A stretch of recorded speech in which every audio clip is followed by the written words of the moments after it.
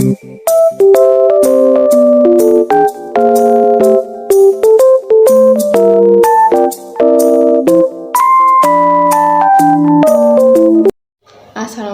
warahmatullahi wabarakatuh. Om Swastiastu, Namo Buddhaya, dan salam kebajikan. Perkenalkan, nama saya Gabriela Jalil dengan NIM G701222129 dari kelas A.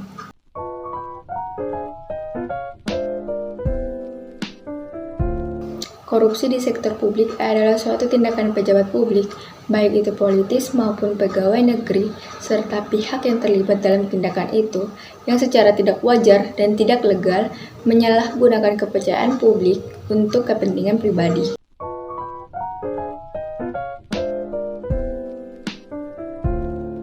Sifat serakah atau tamak atau rakus manusia, yang dimana seseorang selalu saja merasa tidak cukup dan selalu merasa ingin lebih dari apa yang dimilikinya, sehingga seseorang selalu saja melakukan tindakan korupsi. Terus yang kedua, ada gaya konsumtif. Gaya konsumtif ini dimisalkan dengan selalu membeli barang-barang yang mewah dan selalu mengikuti tren dan tidak pernah diimbangi dengan pendapatannya. Terus yang ketiga, moral yang lemah. Seseorang dengan moral yang lemah sangat mudah tergoda untuk melakukan tindakan korupsi.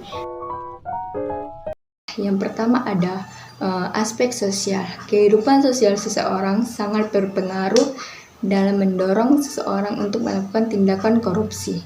Contohnya keluarga. Biasanya keluarga tidak melarang atau mengingatkan seseorang dalam melakukan tindakan korupsi. Malahan keluarga biasanya mendorong untuk melakukan tindakan korupsi. Terus yang kedua ada aspek hukum. Nah, sudah kita ketahui di Indonesia ini masih sangat lemah hukum dalam menangani kasus-kasus yang ada. Contohnya di dalam hukum ini masih banyak terjadi kecurangan-kecurangan yang ada. Biasanya terjadi suap menyuap untuk memenangkan kasus yang ada secara curang. Yang ketiga ada aspek politik, yang dimana di dalam politik ini masih banyak terjadi kecurangan-kecurangan yang ada. Contohnya dalam melakukan kampanye, biasanya seseorang selalu memberikan uang kepada masyarakat dengan tujuan tertentu. Contohnya agar supaya masyarakat bisa memilihnya dalam pemilu. Terus yang ketiga ada aspek ekonomi. Nah, aspek ekonomi ini dianggap jadi faktor utama dalam melakukan tindakan korupsi karena gaji dan pendapatannya biasa tidak memenuhi kebutuhan sehari-harinya. Nah, yang terakhir ada aspek organisasi. Biasa di dalam organisasi terkumpulnya koruptor-koruptor. Dalam organisasi ini selalu saja memberi peluang atau kesempatan seseorang dalam melakukan tindakan korupsi.